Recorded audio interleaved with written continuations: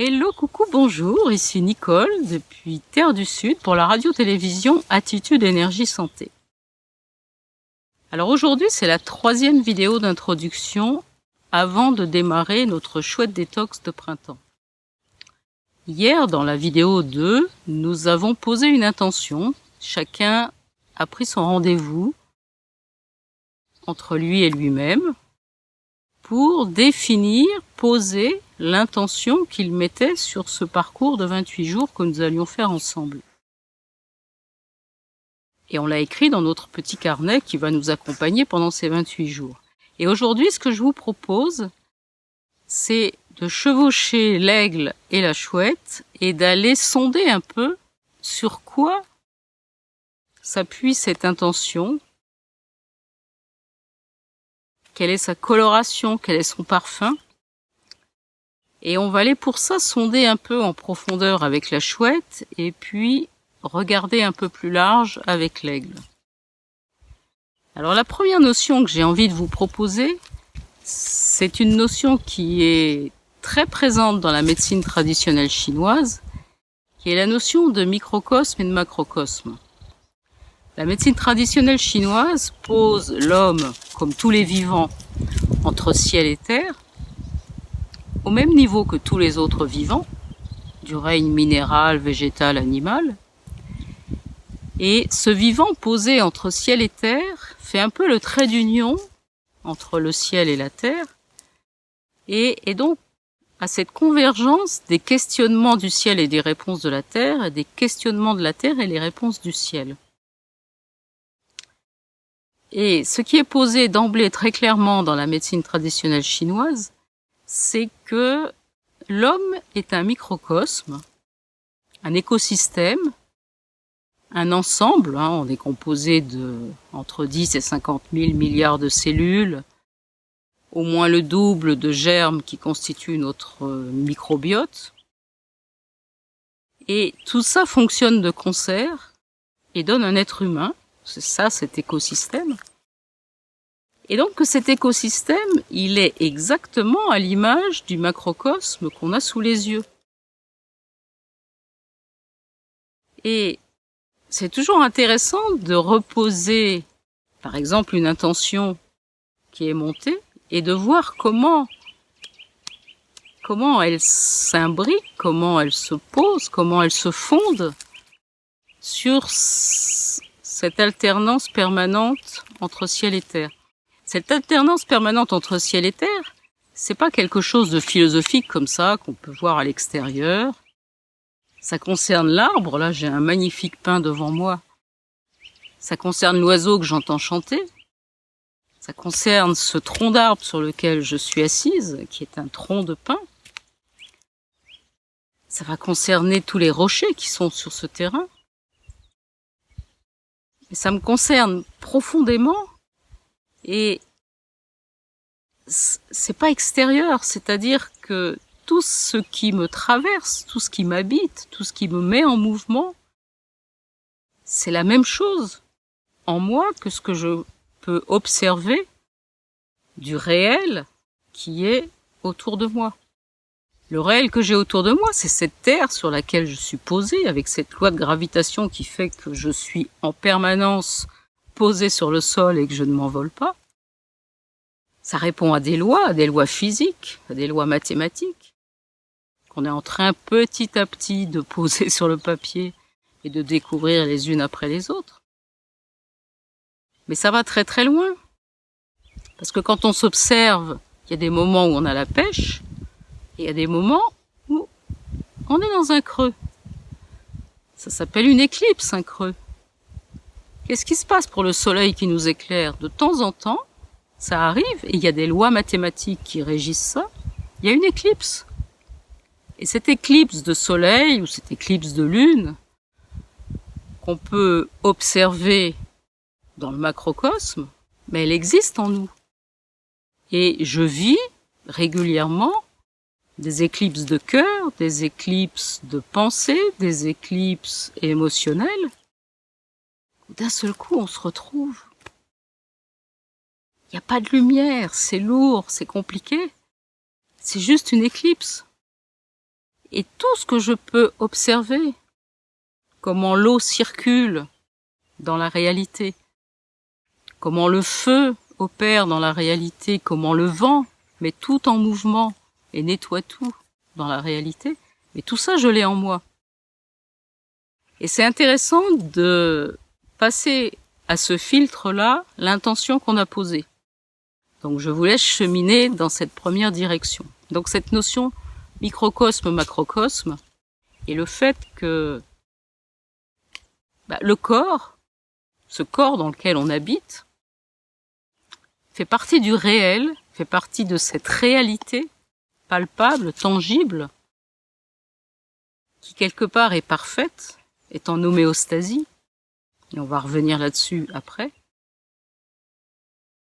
Et tout ce que je peux observer à l'extérieur va m'aider à mieux me comprendre et à mieux percevoir tous les rouages qui m'animent à l'intérieur. Alors ça m'amène tout naturellement à la deuxième piste que j'ai envie de vous proposer, qui est d'observer les cycles naturels que la vie nous propose à l'extérieur. Il y en a deux qui nous viennent d'emblée à l'esprit. C'est l'alternance jour-nuit que nous vivons chaque 24 heures. Et comment on est dans cette respiration permanente entre le jour et la nuit, entre la période d'action et la période de repos, entre la période de régénération, la période de nettoyage. Et ça vous rappelle quelque chose qu'on a vu dans les vidéos précédentes, cette alternance vitalisation-nettoyage. Le deuxième cycle qui nous vient tout de suite à l'esprit, c'est le déroulement des saisons. Il y a un cycle naturel, là, qui existe et auquel, en tant que corps, en tant que réel entre ciel et terre, on est soumis. C'est le fait qu'il y a une période de repli en profondeur et de germination. Il y a un printemps où le germe commence à se déployer et à jaillir avec une puissance de vie extraordinaire. Il y a l'été où ça va s'expanser dans toutes les directions et rayonner au maximum. Il y a l'automne qui est la période de ramassage, de récolte, d'engrangement, de tri, pour aboutir à un nouvel hiver avec le repli en profondeur, et à nouveau un germe, et ainsi de suite. Et ça, c'est tout simplement un cycle de transformation qui est décrit là. Et ce cycle de transformation, nous l'avons en nous. Et la détox de 28 jours que nous allons démarrer, qui est une détox sous l'égide du printemps, donc sous l'égide de prendre attention à la pousse qui est en train de jaillir et de se déployer. Et on a vu toute la tempérance et la bienveillance et la douceur qu'il fallait appliquer en permanence. Toute cette attention qui était posée sur cette jeune pousse, très fragile. Eh bien, là, on est au cœur de démarrer un processus dans ces transformations. Et c'est intéressant d'aller sonder l'intention que vous avez posée par rapport à ce cycle. Où est-ce que ça s'inscrit dans ce cycle de la vie? Ça me fait couler directement sur la troisième piste que j'ai envie de vous donner. C'est que toutes les médecines sacrées, toutes les médecines traditionnelles, toutes les médecines très anciennes, ancrées vraiment dans des sociétés qui vivaient en harmonie complète avec la nature, avec le vivant autour d'eux, connectés, toutes ces sociétés, elles décrivent des roues médecines. Et ces roues médecines, ce sont simplement, et alors, vous avez autant de roues de médecine que de sociétés traditionnelles qui les ont mises à jour. Elles sont toutes différentes et elles parlent toutes de la même chose, mais chacune sous un regard particulier, et elles sont toutes vraies en même temps. Et ça, c'est vraiment bien parce que ça nous ramène aussi à quelque chose de fondamental, qui est que dans notre société occidentale, on est beaucoup dans le « ou ». C'est-à-dire que si cette chose est vraie, celle-là et toutes celles-là sont forcément fausses. Mais ça, c'est totalement erroné. C'est une croyance. Et c'est une croyance qui est extrêmement limitante.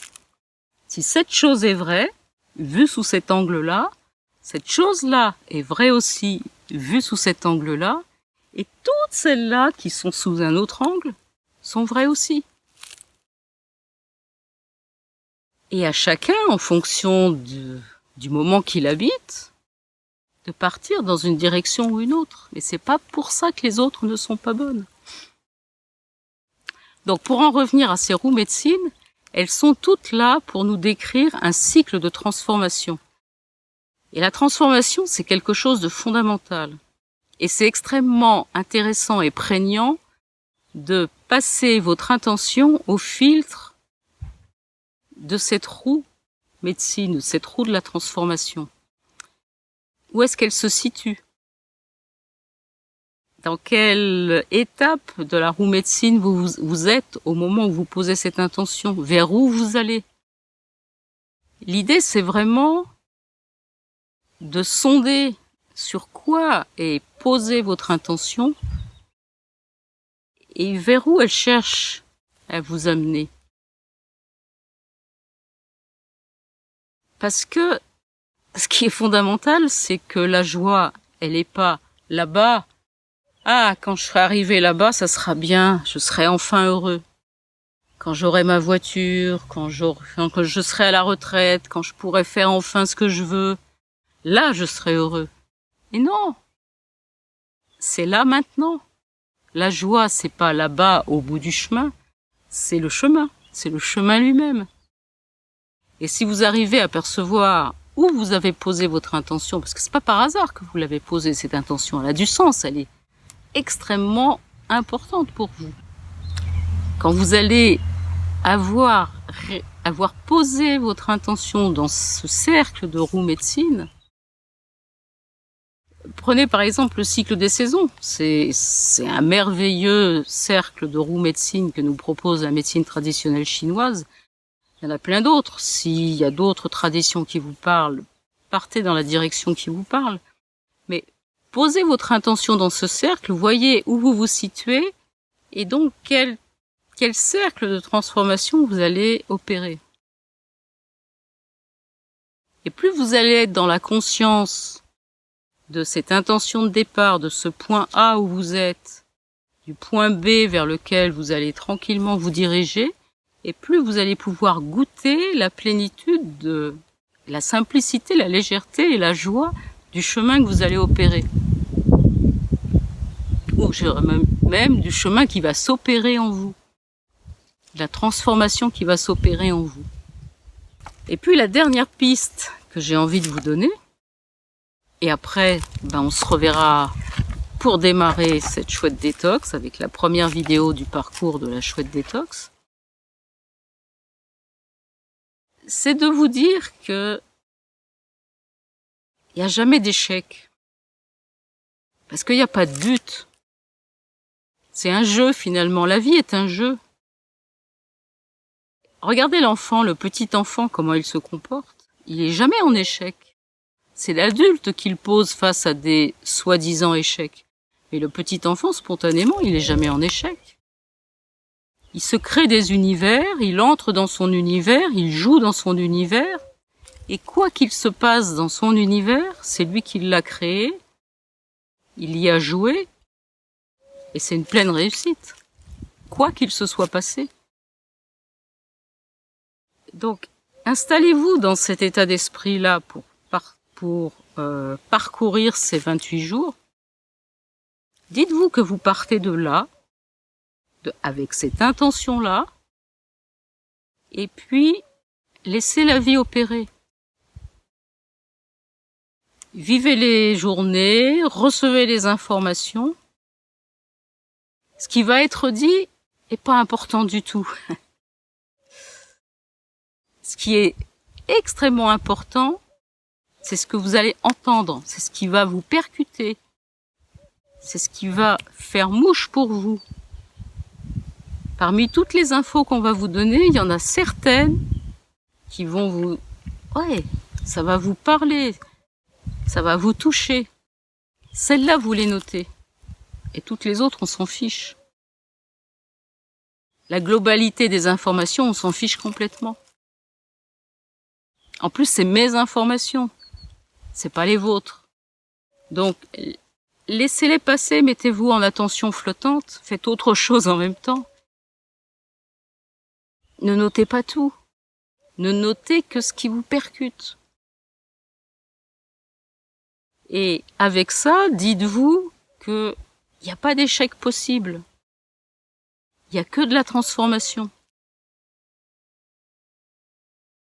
Et entraînez-vous. Moi, je vous propose de prendre ces 28 jours pour vous entraîner à quelque chose de particulier qui, moi, m'a changé la vie.